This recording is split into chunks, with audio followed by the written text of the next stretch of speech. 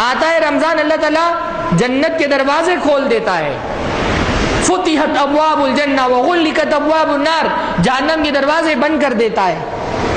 اللہ کثرت سے بندوں کو بخش رہا ہوتا ہے۔ اللہ کے نبی صلی اللہ علیہ وسلم فرماتے وَلِلَّهِ عُتَقَاءُ مِنَ النَّارِ وَذَلِكَ فِي كُلِّ لَيْلَةٍ، کہ اللہ رب العالمین کی طرف سے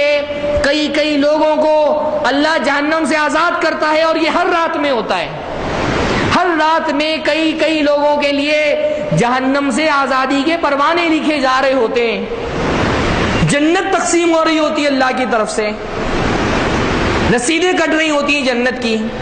فلاں بندے نے دعا کی اللہ نے اس کو جنت دے دی، فلاں نے مغفرت کے لیے دعا کی اللہ نے اس کو جنت دے دی، اس نے جہنم سے آزادی مانگی اللہ نے جہنم سے آزاد کر دیا، کسی کے صدقے سے خوش ہو کر کے اللہ نے جہنم سے آزاد کر دیا، کسی کے روزے سے خوش ہو کر جہنم سے آزاد کر دیا، کسی کی صلہ رحمی سے خوش ہو کر کے جہنم سے آزاد کر دیا، کسی نے کسی روزے دار کو افطار کرا دیا اللہ خوش ہو گیا اس کو جہنم سے آزاد کر دیا۔ کئی لوگوں کو اللہ رب العالمین جہنم سے آزادی کے پروانے دیتا ہے، وَذَلِكَ فِي كُلِّ لَيْلَةٍ، اور یہ جنت ہر رات بٹ رہی ہوتی ہے اللہ کی طرف سے، ہر رات میں جنت بٹ رہی ہے۔ اب جنت بٹ رہی ہو اور ایک بندہ منہ پھیرے کھڑا ہو، اس کو کچھ لینا دینا نہ ہو جنت سے، تو اس سے بڑھ کر کے بدبخت، اس سے بڑھ کر کے بدقسمت، اس سے بڑھ کر کے بے وقوف اور کم عقل کوئی ہو سکتا ہے؟ یا اللہ جنتیں بانٹ رہا ہے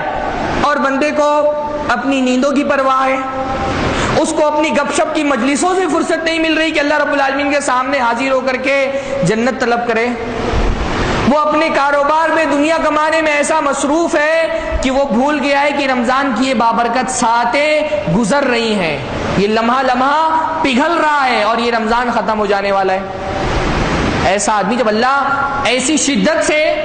جہنم سے آزادی کے پروانے بانٹ رہا ہو، جنت تقسیم کر رہا ہو، اور کوئی بندہ منہ پھیرے کھڑا ہو، تو کیا آپ یہ نہیں کہیں گے کہ اس سے بڑھ کر کے بدقسمت کون آدمی کہ اللہ جنتیں بانٹ رہا ہے اور اس کو کچھ لینا دینا نہیں ہے؟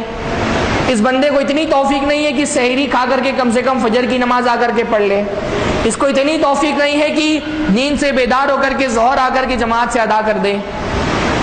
یا اللہ رب العالمین جنتیں تقسیم کر رہا ہے قیام اللیل کرنے والوں کے لیے، اور اس بندے کو اپنے پیر کا تھوڑا سا درد برداشت نہیں ہوتا۔